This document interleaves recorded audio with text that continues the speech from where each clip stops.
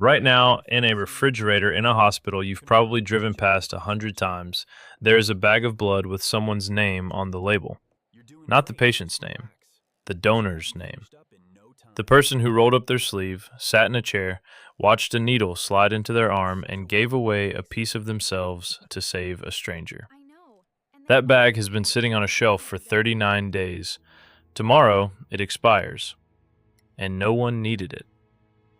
This is the story of what happens to the blood that never finds a patient, and where it goes when the clock runs out. Let's start with something most donors never think about. Blood has an expiration date. Not a vague best before like the one on a can of soup. A hard, non-negotiable deadline enforced by biology. Whole blood, the kind most people donate, lasts exactly 42 days when stored at 1 to 6 degrees Celsius. Red blood cells, the separated component used in most transfusions, last the same, 42 days. Platelets, the tiny cell fragments that stop bleeding, are far more fragile. They expire in just 5 days, and they can't even be refrigerated. Platelets must be stored at room temperature, between 20 and 24 degrees Celsius, on a constant, gentle rocking machine called an agitator, back and forth 24 hours a day. Because if they stop moving, they clump together and become useless. A power outage that knocks out the agitator for too long can destroy an entire shelf of platelet bags overnight. 5 days of life on a machine that never stops shaking. That's all they get. Plasma, the liquid portion of blood, is the exception. Frozen within hours of collection, plasma can last up to a year, sometimes longer. But red cells and platelets, the components hospitals need most urgently, are racing against a countdown from the moment they leave the donor's arm. And that countdown creates a logistics problem that most people would find astonishing. Blood banks operate like a grocery store, selling a product that spoils in 6 weeks. Except the product is free, the supply depends entirely on the goodwill of strangers who may or may not show up, and the demand is completely unpredictable. A highway pileup on a Tuesday afternoon can drain a city's entire supply of O-negative blood in hours. A major earthquake can overwhelm a region's blood system in a single morning. A quiet week in summer, when donors are on vacation and surgeries are postponed, can leave shelves overstocked with bags that nobody needs, ticking toward expiration. The system is constantly oscillating between crisis and surplus, and the margin between we're running low and we're throwing bags away is disturbingly thin. So what happens when a bag of blood hits day 42 and no patient has needed it? The first thing to understand is that hospitals and blood banks try extremely hard to prevent this. The entire supply chain is built around a principle called first in, first out. The oldest units get used first. Inventory managers monitor every bag by date, shuffling stock between hospitals, moving surplus from quiet facilities to busy ones, sometimes shipping blood across the country overnight to reach a hospital running low. In a well-managed system, the waste rate for red blood cells hovers around 2 to 5%. That sounds small, but when your country collects millions of units a year, 2% is tens of thousands of bags. Tens of thousands of donations that someone made in good faith, sitting in a bin instead of a vein. When a unit officially expires, it is pulled from the shelf and flagged for disposal.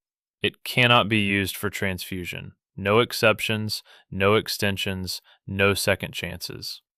Even if it looks fine, smells fine, tests fine, the 42-day limit exists because red blood cells degrade over time. They become stiffer, less flexible, worse at carrying oxygen. Old blood doesn't just stop working. It starts causing problems, triggering immune reactions, clogging tiny capillaries, releasing free iron that can damage organs. The expiration date isn't conservative. It's the point beyond which the blood may do more harm than good. But expired blood doesn't simply go into a trash can. Because blood is a biohazard, it must be disposed of through regulated medical waste channels. In most countries, this means the bags are placed in specially marked biohazard containers, collected by licensed waste management companies, and either incinerated at high temperatures or autoclaved, sterilized with pressurized steam, and then sent to a sanitary landfill. The process is methodical, documented, and surprisingly expensive. Every bag of blood that expires costs the system money twice, once to collect, test, process, and store it, and again to safely destroy it. And here's a detail that might change how you think about donating. Before that bag even reached the shelf, it went through a testing process that most donors know nothing about. Every single unit of donated blood is screened for HIV, hepatitis B, hepatitis C, syphilis, West Nile virus, Zika virus, and in some regions, Chagas disease and malaria antibodies. The tests are not cheap.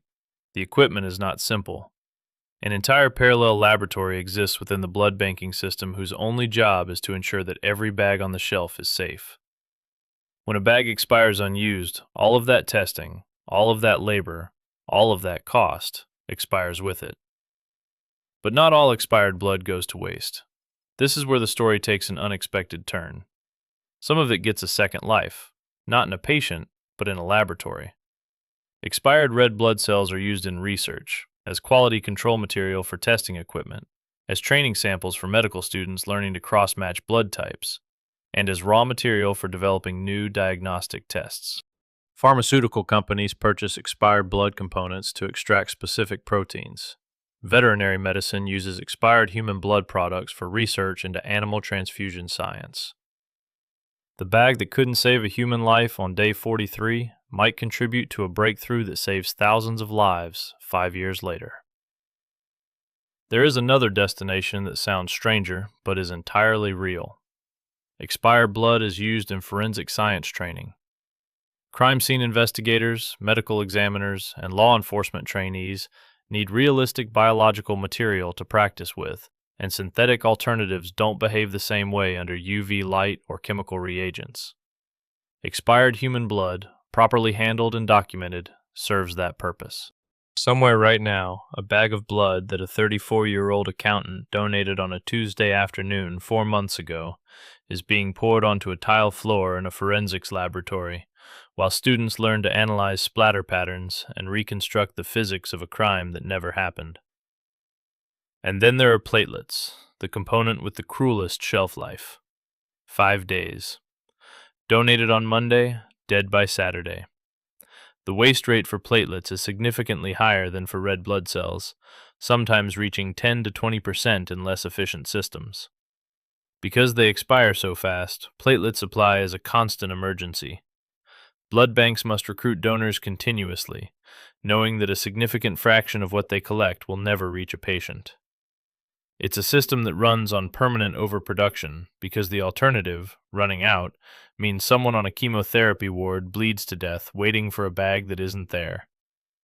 The math is brutal and honest. To save every life that can be saved, the system must collect more blood than it uses. Waste is not a flaw, it's the cost of readiness. A fire department that never has an idle truck is a fire department that will eventually arrive too late. A blood bank that never expires a bag is a blood bank that has already let someone die. The surplus is the safety margin. The expired bags are the proof that the margin existed. The next time you donate blood, understand this. Your donation may save a life directly: a trauma patient bleeding on a table, a surgery that can't wait, a newborn who needs a transfusion in the first hours of life. But it might not. It might sit on a shelf for 42 days, quietly waiting in the cold, and expire untouched. And that is still not a waste. It was a promise that if someone had needed it, at 3 in the morning on a random Wednesday, it would have been there.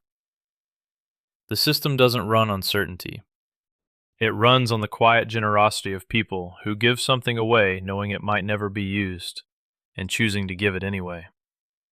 That choice, repeated millions of times a year by strangers who will never meet the people they didn't save, is what keeps the shelves full enough to save the ones they do. But expired blood isn't even the strangest thing that gets quietly collected and processed behind closed doors. Every day, millions of people toss coins into fountains and walk away, believing their wish is the only thing at stake. But someone collects that money. Someone counts it. Someone decides where it goes. And the journey of a single coin from the bottom of a fountain to its final destination is far stranger than any wish you made while throwing it. That story is next. And if you don't want to miss it, you know what to do.